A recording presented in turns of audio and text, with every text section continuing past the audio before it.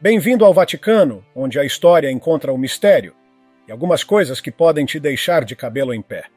Entre tesouros escondidos e relíquias bizarras, o Vaticano não é só o centro do catolicismo. Também guarda segredos que deixariam até Indiana Jones inquieto. Pegue sua lupa e sua coragem, porque você está prestes a mergulhar nas 20 coisas mais assustadoras escondidas no Vaticano. Número 20. Os arquivos secretos do Vaticano. Levando em consideração o peso histórico e espiritual do Vaticano, é natural que haja áreas dentro de seus limites que são completamente proibidas ao público comum, mesmo aos membros da própria Igreja. Essas áreas exclusivas são acessíveis apenas a figuras de altíssima posição, como certos cardeais, e em alguns casos muito restritos, somente ao Papa. Uma dessas áreas é conhecida mundialmente por seu nome enigmático, os Arquivos Secretos do Vaticano. E sim, pode acreditar, esse é realmente o nome oficial, especialmente quando você analisa a versão original em latim. Archivum Secretum Vaticanum. Mas apesar da palavra secreto despertar todo tipo de teoria e especulação, o significado original do termo está mais próximo de privado ou pessoal. Ou seja, esses arquivos não foram concebidos como algo maléfico ou sinistro, mas sim como um acervo reservado à administração central da Igreja, um espaço de uso interno. No entanto, isso não impediu que o mundo os enxergasse como um depósito de segredos proibidos, onde estariam guardadas informações que poderiam abalar as estruturas da fé, da política e até da história da humanidade. O mais impressionante, e talvez o mais assustador, é que parte desse mistério realmente tem base na realidade. Os documentos guardados ali não são simples anotações ou registros administrativos. Estamos falando de textos, cartas, livros e tratados que remontam à Idade Média, e até mesmo a períodos anteriores. Os arquivos são um repositório vivo da história da Igreja Católica, mas também do mundo ocidental. Há relatos de documentos envolvendo imperadores romanos, reis medievais, cientistas perseguidos pela Inquisição, como Galileu Galilei, e até registros de guerras, tratados e decisões que moldaram o curso da civilização. Nos dias de hoje, alguns estudiosos selecionados com autorização especial já conseguiram acessar porções do acervo e estudar parte do material. Muitos relataram descobertas fascinantes, revelando perspectivas inéditas sobre acontecimentos históricos, como a queda de Roma, a ascensão do cristianismo, o cisma entre igrejas e até sobre eventos do século XX. Calcula-se que os arquivos tenham mais de 85 quilômetros lineares de prateleiras, repletas de documentos. Isso por si só já é suficiente para reforçar a ideia de que ali dentro há muito mais do que conseguimos imaginar. Apesar de uma parte dos arquivos estar aberta à pesquisa, a maioria do conteúdo ainda é inacessível, seja por questões de segurança, conservação ou simplesmente porque a Igreja não considera o material pronto para o público. Também existem documentos tão antigos e deteriorados que não é possível decifrá-los sem causar mais danos. Infelizmente, muitos registros se perderam com o tempo por causa da fragilidade dos materiais originais, escritos em pergaminho ou papel artesanal. O mais intrigante, e para muitos, o mais assustador, é que o local poderia ser facilmente um dos lugares mais tenebrosos do mundo. Com um nome desses, localizado num dos epicentros do poder religioso e político da história humana, é fácil imaginar que seus corredores guardem informações que nunca deveriam ver a luz do dia. Mas, curiosamente, ao que tudo indica, os arquivos secretos do Vaticano não são tão macabros assim, ou pelo menos não aparentam ser. E talvez esse seja o verdadeiro mistério. O que será que ainda está guardado lá dentro? E por quê? Número 19. A Necrópole do Vaticano. Quando se fala em necrópole, é bem provável que você pense logo no Egito, com aqueles enormes locais de sepultamento cheios de túmulos familiares, todos reunidos em câmaras subterrâneas, preparados para atravessar juntos a vida após a morte. E ao ouvir o termo necrópole do Vaticano, talvez venha à mente algo parecido, mas para as pessoas que viveram na cidade sagrada, certo? Pois é, não é bem assim. E é justamente isso que torna essa necrópole algo bem mais assustador. Na verdade, ela não foi planejada pela Igreja.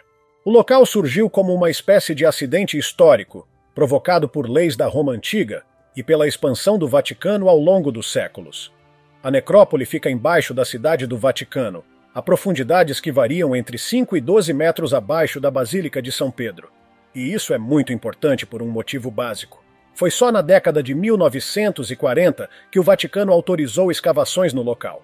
E logo descobriram restos mortais e estruturas que revelaram a existência da necrópole. Mas se o Vaticano não construiu aquilo, como aquilo foi parar ali? A resposta está na Roma Antiga. Naquela época, era proibido enterrar pessoas dentro da cidade. Então, o povo deu um jeitinho e começou a usar as estradas fora dos limites da cidade para fazer os enterros. Uma dessas estradas passava justamente ao lado do que viria a ser o Monte Vaticano. E aí você já consegue imaginar o resto da história. Avançando no tempo, o imperador Constantino decidiu construir a Basílica de São Pedro sobre o suposto túmulo do apóstolo Pedro. Isso acabou cobrindo parte da necrópole, que na época era protegida por lei. Ela ficou soterrada e só foi redescoberta nos anos 1940. Isso só mostra que, quando o assunto é história, nada é realmente sagrado. E muitas vezes você nem imagina o que está enterrado bem debaixo dos seus pés. Número 18. A rota de fuga. Beleza. Esse aqui pode não ser o item mais assustador da lista, como você já deve ter percebido por tudo que falamos até agora. Mas é com certeza um dos elementos mais importantes dentro do Vaticano. Estamos falando de um local secreto que serve como rota de fuga. Fuga para quem, você pergunta? Ora, para o Papa, claro. Você achou mesmo que não existia uma espécie de alçapão de emergência caso algum inimigo invadisse o local? Vamos lá, né? O mais irônico é que esse tipo de invasão já aconteceu várias vezes ao longo da história. Por exemplo, no ano de 1494, a França invadiu a Itália, e o Papa precisou usar esse corredor secreto para escapar do perigo.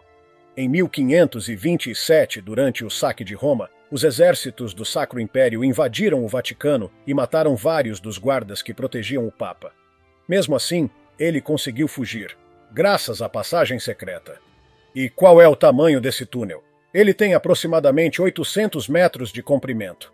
Pode parecer muito, mas quando você está correndo para salvar a própria vida, esse trajeto se torna bem mais curto. E será que essa passagem ainda está disponível para o Papa usar hoje em dia? A resposta é sim. E não. Tecnicamente, ela continua lá, mas já viu dias melhores. Hoje em dia, a rota se tornou uma espécie de atração turística que qualquer pessoa pode visitar.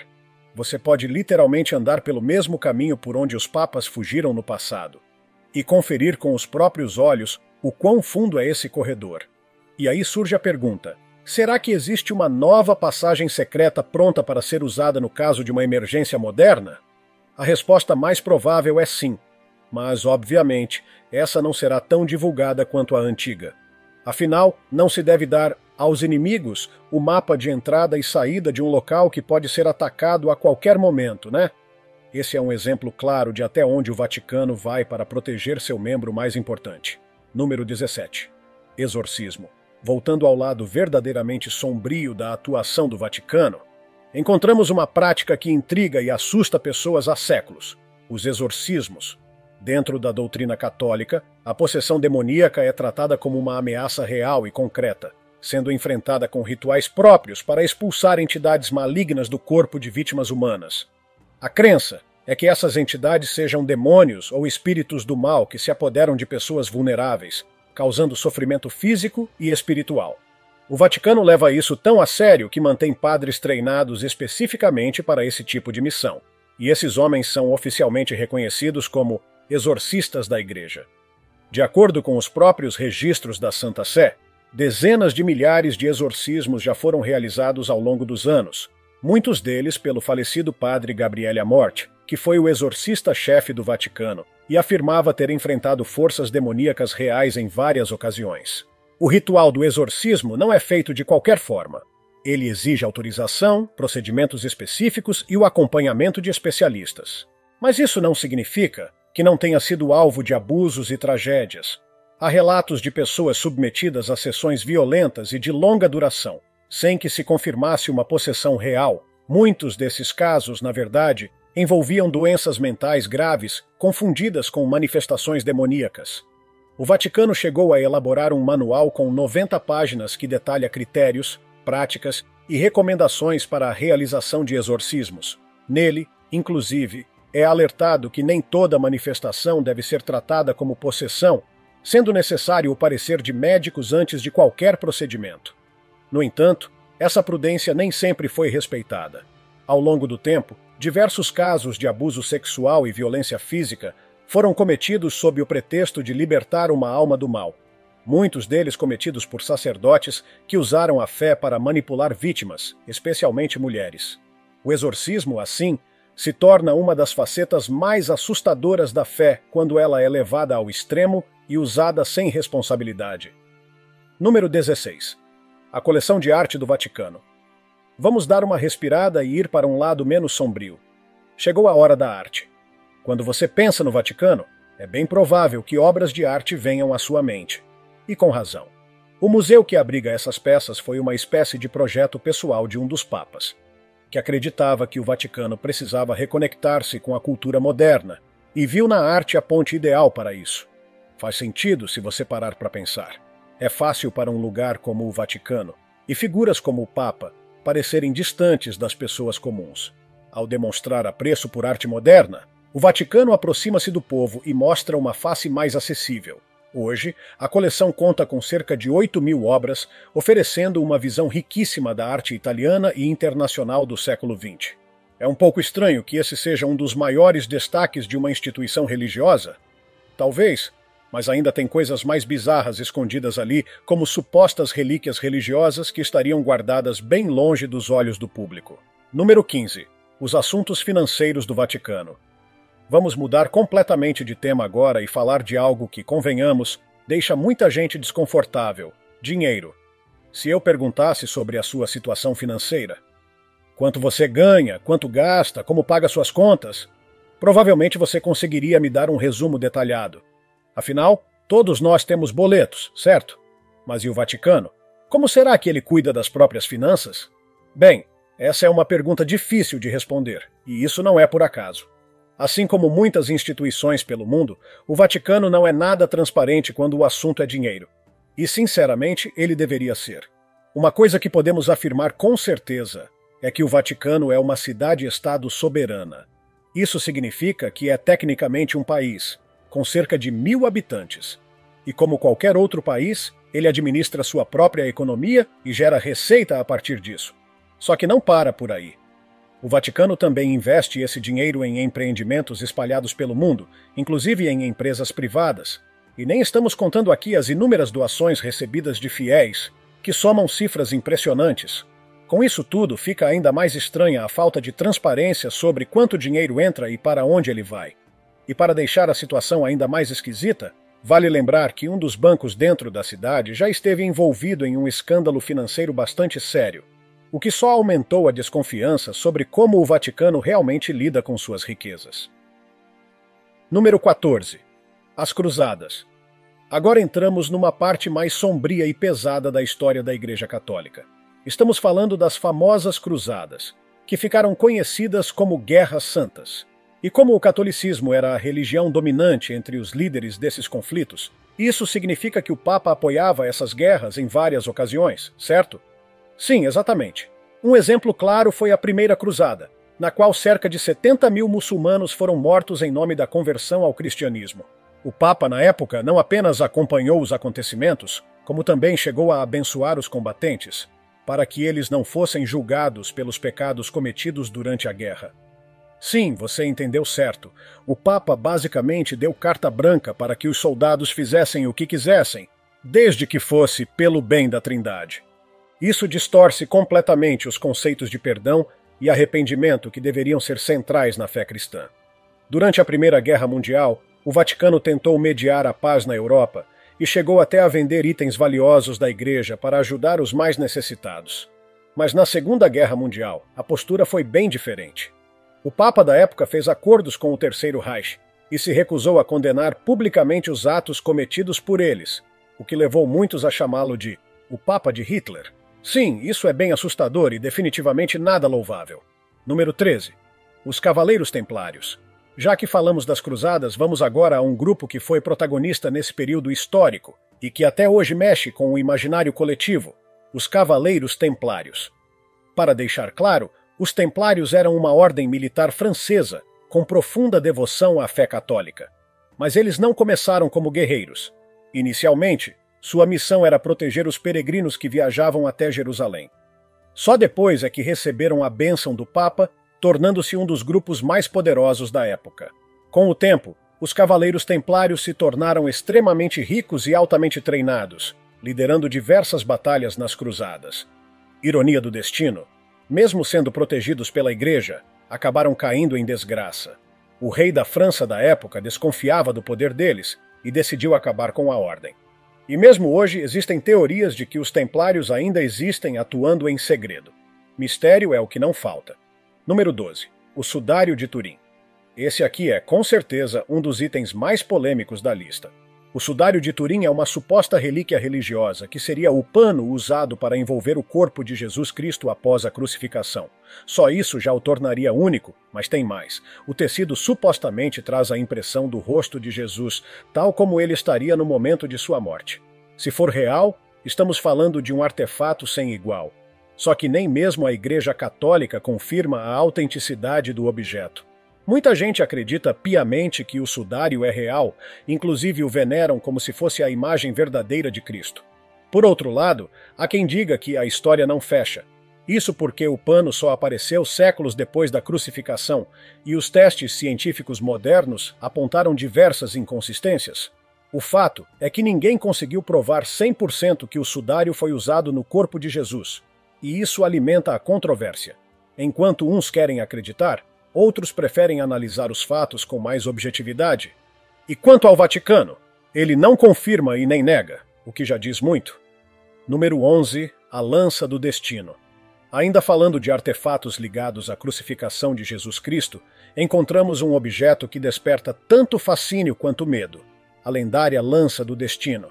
Também conhecida como Lança de Longino, esse seria o instrumento usado por um soldado romano para perfurar o lado de Cristo enquanto ele ainda estava pregado na cruz, para comprovar sua morte. É considerada por muitos como o objeto que selou o fim terreno de Jesus. E por isso, ao longo dos séculos, ela se tornou alvo de uma série de mitos envolvendo poder sobrenatural, influência militar e controle espiritual. Segundo as lendas, a pessoa que possui a Lança do Destino ganha poder invencível sobre seus inimigos. Essa crença foi tão forte que chegou até os tempos modernos. Adolf Hitler, por exemplo, acreditava firmemente na lenda, e quando anexou a Áustria em 1938, ordenou que a lança guardada no Palácio Hofburg, em Viena, fosse capturada imediatamente. Curiosamente, a história conta que no dia em que os aliados recuperaram a lança, Hitler cometeu suicídio, o que só aumentou os rumores de que o artefato realmente teria algum tipo de poder oculto. Atualmente, existem 4 lanças que reivindicam a autenticidade como sendo a verdadeira Lança do Destino, e uma delas se encontra em Roma, não muito longe dos muros do Vaticano. Não há confirmação oficial de que a Igreja Católica reconheça qualquer uma como autêntica, mas o simples fato de manter um desses objetos em território próximo já faz muita gente acreditar que o Vaticano tem mais conhecimento sobre a relíquia do que admite.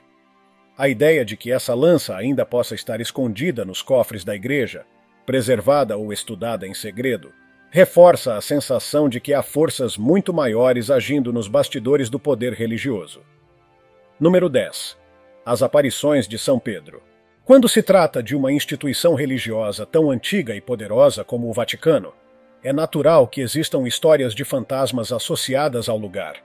E talvez a mais conhecida de todas envolva ninguém menos que São Pedro, o apóstolo que caminhou ao lado de Jesus Cristo. De acordo com a lenda, outro santo chamado Pedro teria testemunhado uma aparição misteriosa que lembrava em tudo o apóstolo São Pedro no momento de sua morte. A visão foi tão impactante que uma série de retratos pintados foi criada para representar aquela imagem sobrenatural. Essas pinturas foram espalhadas por vários pontos do Vaticano, e 11 delas ainda permanecem ali até hoje. E, para aumentar ainda mais o clima sinistro, há quem jure que o fantasma de São Pedro ainda caminha pelos corredores do Vaticano, como se estivesse eternamente vigiando o local que leva seu nome. Número 9. A escada espiral de Giuseppe Momo. Uma escada precisa ser realmente especial para ser considerada assustadora de alguma forma, mas a escada espiral de Giuseppe Momo se encaixa perfeitamente nesse perfil, e por vários motivos. Resumindo a história, trata-se de uma escada em espiral construída em uma área específica do Vaticano. Ela foi projetada originalmente para uso privado de algumas figuras importantes, incluindo, claro, o Papa da época. A ideia era permitir que ele subisse e descesse de sua carruagem sem precisar fazer esforço físico. Sim, é isso mesmo. O Papa não queria subir escada a pé. Preferia passar com sua carruagem direto pelos degraus. Ou seja, temos aqui uma prova histórica de que até o Papa pode ser um pouquinho preguiçoso. Hoje em dia, você pode visitar a versão moderna dessa escada em visitas guiadas especiais ao Vaticano. Mas, claro, sem carruagem papal incluída. Número 8. Os livros perdidos. Já falamos anteriormente dos arquivos secretos do Vaticano, mas agora vamos abordar algo ainda mais intrigante. Os chamados livros perdidos. Estamos falando de uma coleção especial de textos traduzidos que incluem os chamados livros perdidos da Bíblia e os livros esquecidos do Éden. São registros de outros textos antigos que alegam ser partes removidas das escrituras sagradas, ou então capítulos inteiros que foram deixados de fora da versão oficial que conhecemos hoje da Bíblia. Seria natural imaginar que o Vaticano, sendo o centro da fé católica, tenha esses textos guardados em seus arquivos. Afinal, qualquer documento que remeta às origens da religião cristã é de interesse fundamental para a Igreja. A importância teológica desses escritos é debatida até hoje, mas o fato é que o Vaticano provavelmente os considera valiosos o suficiente para mantê-los preservados e longe do público. Número 7. O Observatório do Vaticano. Ciência e religião nem sempre caminharam lado a lado. Na verdade, ao longo da história, esses dois campos frequentemente entraram em conflito. Mas, surpreendentemente, o Vaticano mantém uma posição nada assustadora nesse caso. Ele acredita, sim, na importância da ciência. Ao longo dos anos, a Igreja tentou valorizar algumas áreas do conhecimento científico, especialmente aquelas que ajudam a reforçar suas tradições religiosas. Um bom exemplo disso é a astronomia. Sem o conhecimento das estrelas e dos movimentos celestes, seria difícil definir datas corretas para eventos bíblicos. Foi justamente por isso que o Vaticano construiu o Observatório Astronômico, uma torre equipada para observar os céus. Muitos cientistas foram autorizados a trabalhar por lá. A ironia é que o Vaticano construiu vários observatórios diferentes ao longo do tempo, e o mais recente nem sequer está dentro da cidade. Ele foi erguido fora do Vaticano, o que mostra que a ciência, ao menos nesse ponto, continua sendo observada com bons olhos. Número 6. O julgamento do morto. Poucas histórias são tão bizarras e ao mesmo tempo tão assustadoras quanto o infame episódio conhecido como o Sínodo do Cadáver, ou Cadáver Sínode, um evento real ocorrido no ano de 897. O que aconteceu ali parece coisa saída de um filme de terror ou de um conto gótico. O corpo do Papa Formoso, morto há 9 meses, foi desenterrado, vestido novamente com as roupas papais e levado para ser julgado publicamente por outro Papa, Estevão VI, seu sucessor e claramente seu inimigo político. Durante o julgamento, o cadáver putrefato foi colocado em um trono diante de cardeais e padres, enquanto um diácono falava em seu nome. As acusações incluíam usurpação de cargo e violação de leis eclesiásticas. A cena é considerada por muitos como o momento mais grotesco da história da Igreja. Ao final do julgamento, o corpo foi considerado culpado, teve os dedos cortados, aqueles que usava para abençoar, e depois foi jogado no rio Tibre. O ato foi tão chocante que causou revolta popular, e poucos meses depois, Estevão VI foi preso e acabou sendo estrangulado na prisão. O Sínodo do Cadáver expõe o lado mais sombrio do poder dentro da Igreja, mostrando como, em certos períodos da história, o papado foi disputado como um jogo político sujo, repleto de vingança, paranoia e loucura institucionalizada. É uma lembrança clara de que até as figuras mais sagradas da história da Igreja foram muitas vezes apenas peças de um tabuleiro dominado pela ganância e pelo ego. Número 5. A Arca da Aliança. Esse aqui entra no território das teorias da conspiração, mas é impossível falar do lado misterioso do Vaticano sem mencionar a lendária Arca da Aliança. Estamos falando de um dos artefatos religiosos mais importantes da história. De acordo com a Bíblia, a Arca da Aliança seria a morada do próprio Deus. Um objeto sagrado carregado pelo povo judeu durante sua jornada, sempre protegido a qualquer custo. Segundo a tradição, qualquer pessoa que tocasse a arca sem estar limpa ou devidamente autorizada, morreria instantaneamente. Foi por isso que, no filme Indiana Jones, houve aquela famosa cena em que os rostos dos nazistas derretem ao abri-la. Pode parecer ficção, mas esse tipo de poder sempre cercou a aura da arca. Então, por que se especula que o Vaticano teria esse objeto guardado? Justamente pelo seu valor inestimável. Se realmente existe e ainda está intacta, a Arca da Aliança representaria um poder espiritual e simbólico imenso. Seria natural que o Vaticano, como guardião de relíquias cristãs, a tivesse escondida e mantida em total sigilo, justamente para que ninguém tente tomá-la ou utilizá-la de forma profana. Número 4. O Milagre de Fátima. Agora vamos falar de algo assustador de um jeito diferente. Daqueles eventos que fazem você parar e pensar: será que isso realmente aconteceu? O chamado Milagre de Fátima é um desses casos. O episódio ocorreu em 1917, na cidade de Fátima, em Portugal. Tudo começou com uma profecia que dizia que eventos miraculosos aconteceriam naquela data, e milhares de pessoas se reuniram no local para ver se era verdade. De acordo com inúmeros relatos da época, o Sol teria dançado no céu de formas absolutamente impossíveis de explicar pela ciência. O fenômeno foi testemunhado por multidões, o que torna o caso ainda mais intrigante. E sim, o Vaticano levou isso a sério. Um bispo foi enviado até lá para investigar o fenômeno e acabou confirmando que os eventos estavam alinhados com a fé e as profecias católicas.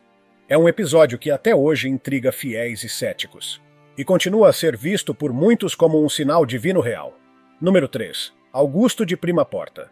Esse é um nome que talvez você não esperasse encontrar nesta lista, mas o Vaticano é um lugar repleto de surpresas, e uma delas é a escultura conhecida como Augusto de Prima Porta. Essa magnífica estátua foi descoberta em 1863, e acredita-se que ela seja uma peça autêntica da época do imperador César Augusto. O mais interessante é que a estátua parece combinar dois estilos. O rosto tem características romanas, enquanto o corpo remete à estética dos heróis mitológicos gregos. E por que ela está no Vaticano? Porque a Igreja tem um interesse profundo não apenas pela arte cristã, mas também por peças da história romana, da qual ela é, em parte, herdeira. A estátua hoje faz parte do acervo de um dos museus do Vaticano, o que reforça o quanto o local valoriza e preserva a história clássica e o legado do Império Romano. Número 2. Marte de Todi. Vamos continuar falando de arte, porque o próximo item também é uma estátua, e não menos impressionante.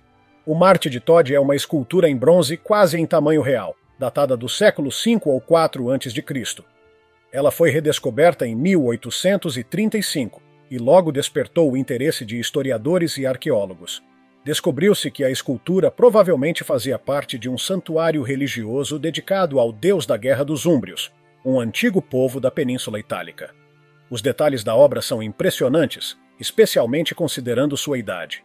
E o fato de ter sido tão bem preservada só mostra o nível de habilidade artística envolvido em sua criação. E sim, como você deve imaginar, o Marte de Todi também está hoje exposto nos museus do Vaticano, ao lado de outras relíquias históricas que vão muito além do universo estritamente cristão. Agora vem o tópico curioso.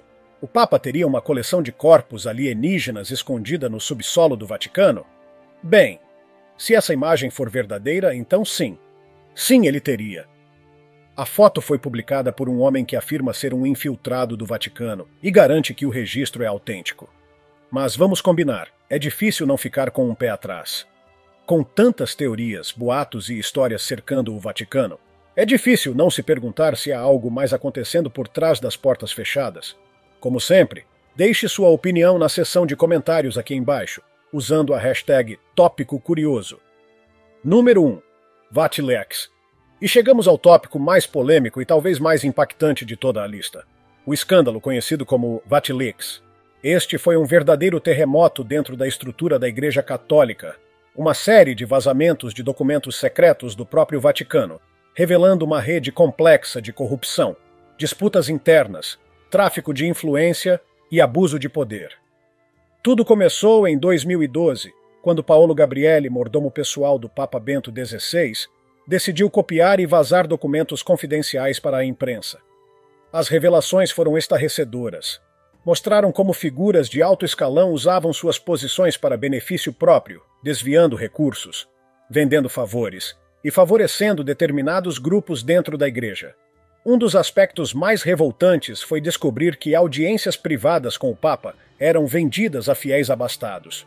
Outros documentos detalhavam conflitos internos entre alas reformistas e conservadoras que travavam uma guerra silenciosa pelo futuro da igreja. O escândalo foi tão profundo que muitos acreditam que foi um dos principais motivos que levaram à renúncia histórica de Bento XVI em 2013, a primeira renúncia de um Papa em quase 6 séculos. Apesar dos esforços do Vaticano para conter os danos e implementar reformas, o VatiLeaks deixou uma ferida aberta que ainda ecoava nos corredores da Santa Sé anos depois. Para muitos, foi a prova de que o Vaticano, por trás de sua fachada sagrada, abriga conflitos tão mundanos quanto os de qualquer governo. E isso é, sem dúvida, uma das coisas mais assustadoras a se descobrir sobre o centro do poder católico. E assim terminamos essa viagem pelos segredos, mistérios e horrores escondidos nos corredores do Vaticano. E você? Qual desses tópicos acha que é realmente verdadeiro? Qual parece mais fruto de mal-entendidos ou exageros do público?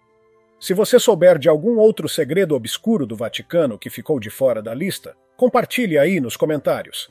Se tiver gostado do vídeo, deixe seu like e inscreva-se em nosso canal para acompanhar todas as novidades.